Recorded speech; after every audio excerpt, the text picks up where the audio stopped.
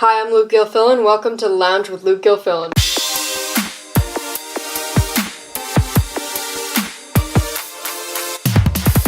The Democrats have taken control of the House, and a lot of stuff has happened, so that's what we're going to focus on today. I just want to disclaim early on, this episode isn't going to be as objective as the other ones are. I just haven't found much news that might make people on the right look bad as much. So this is going to probably lean more to the right, this podcast. I just want a disclaimer straight away on that.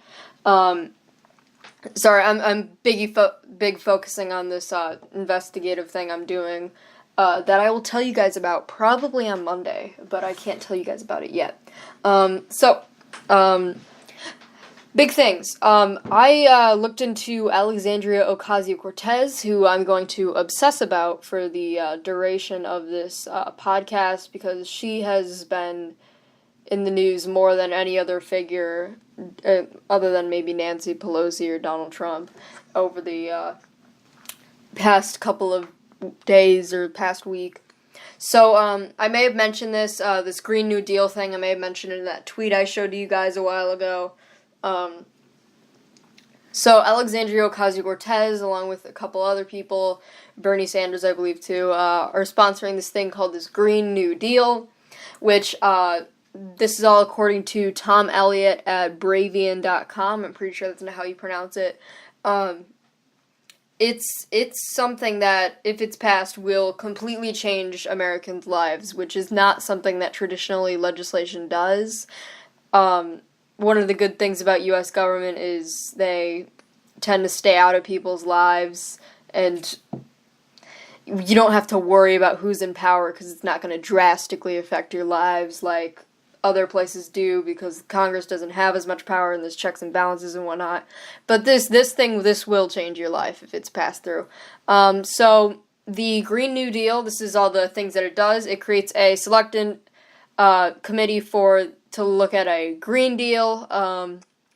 The main goal of it is to meet 100% of power demand through renewable sources by 2030, which is ambitious. Currently, 37% of energy consumption comes from petroleum, 29% comes from natural gas, which is actually much cleaner than coal, which makes up 14%, and some other things.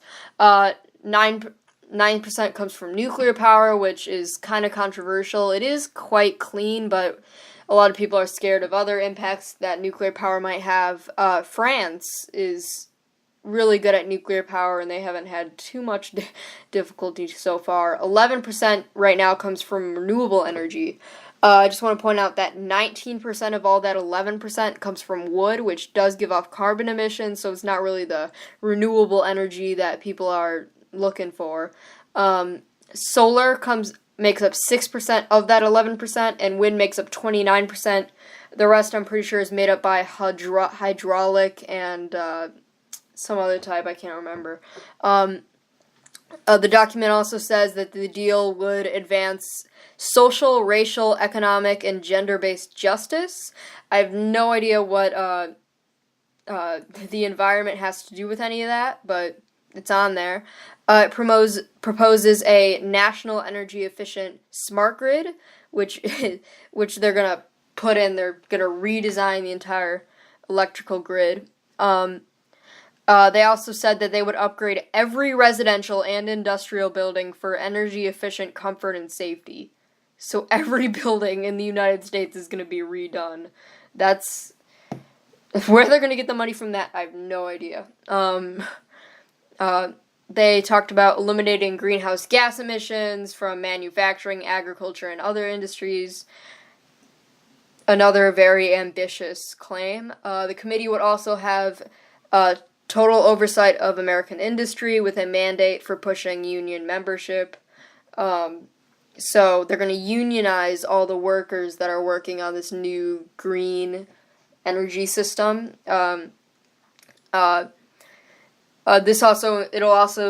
The committee will also include a national jobs force to help people participate in the transition to the green economy. it also includes side projects for whatever reason. They are put in this new deal for universal income and Medicare for all. So a lot of spending. So Alexandria Ocasio-Cortez, she proposed that they pay for it by, Okay, so Alexandria Ocasio-Cortez, I'm sorry I had to pause this for a moment to get the video up and whatnot. So she's on 60 Minutes, and, sort of the reason I've been looking at her and, like, taking her seriously and whatnot, because a lot of people are like, oh, don't focus on her and whatnot, is because she's, like, on 60 Minutes, she's all over the Democratic Party Twitter, she's become a figure that is higher up within the Democratic Party and broader Congress, so that's why I'm sort of obsessing with her and whatnot. So this is her on 60 Minutes explaining her Green New Deal and whatnot. You're talking about zero carbon emissions, no use of fossil fuels within 12 years? That is the goal. It's ambitious. And how is that possible? You're talking about everybody having to drive an electric car? It's going to require a lot of rapid change that we don't even conceive as possible right now. What is the problem with trying to push our technological capacities to the furthest extent possible? This would require the raising taxes. There's an element where, people are going to have to start paying their fair share in taxes. Do you have a specific on the tax rate? You know, you look at our tax rates back in the 60s, and when you have a progressive tax rate system, your tax rate, let's say from $0 to $75,000 may be 10% or 15%, etc. But once you get to like the tippy tops, on your $10 millionth dollar, sometimes you see tax rates as high as 60 or 70%. That doesn't mean all $10 million are taxed at an extremely high rate, but it means that as you climb up this ladder, you should be contributing more. What you are talking about, just big picture, is a radical agenda compared to the way politics is done right now. Well, I think that it only has ever been radicals that have changed this country. Abraham Lincoln made the radical decision to sign the Emancipation Proclamation. Franklin Delano Roosevelt made the radical decision to embark on establishing programs like Social Security. That is radical. Do you call yourself a radical? Yeah, if that's what radical means, call me a radical. Yeah, well, she is a radical. I'm just gonna put that out there. She is one of the more extreme people. So basically what you got there, she proposed like a 70% tax on top income earners of $10 million or more. Currently, the top 20% of income earners in the United States pay 89% of total federal taxes, which is a large amount. The United States also has one of the most progressive income tax in the world right now, so the people at the top are paying a much larger amount than people at the bottom, which I guess is okay. But that's just how she plans to pay for that. That won't cover all that, definitely not. I think there's something like, if you were to take all the earnings of 1 year of the top 1% of people, and you were to tax that at 100%, so you were basically just going to seize it, that would amount to $600 billion, which is a ton of money, but that would not be able to pay for anything close to what she has proposed. Other news, Alexandria Ocasio-Cortez, someone also posted a video of her when she was in college dancing. It's a cool video, actually. It's kind of fun to watch, but nothing happened. No, I don't know.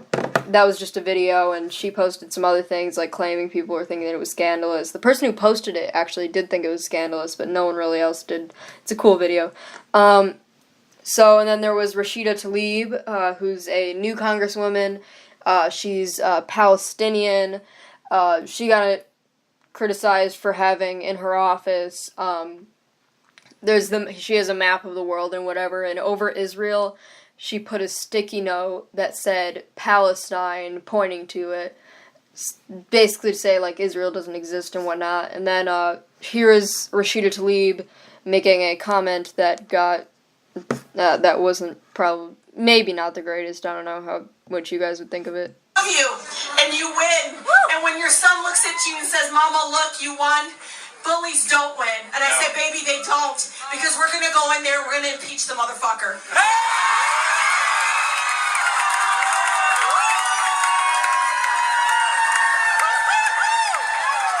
Yeah, so she got a lot of flack for that.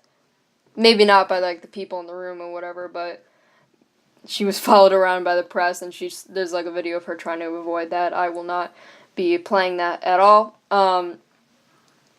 Another thing, this is according to Manhattan Institute. The Library of Congress officially states that it is virtually impossible to count how many federal laws are on the books. Which is kind of crazy, considering that any one of them could ruin your life, and we don't even know. If you don't know what the laws are, and then someone else does, and then they ruin your life with it, then I don't know. So yeah, that's all we have for today. Sorry if this was not objective at all. It was. That's all I came up with, and we're going to have a good investigative piece coming out on Monday. Probably, I'll talk about what it is and whatnot. I'm sorry for this not being objective and whatnot. Outro time.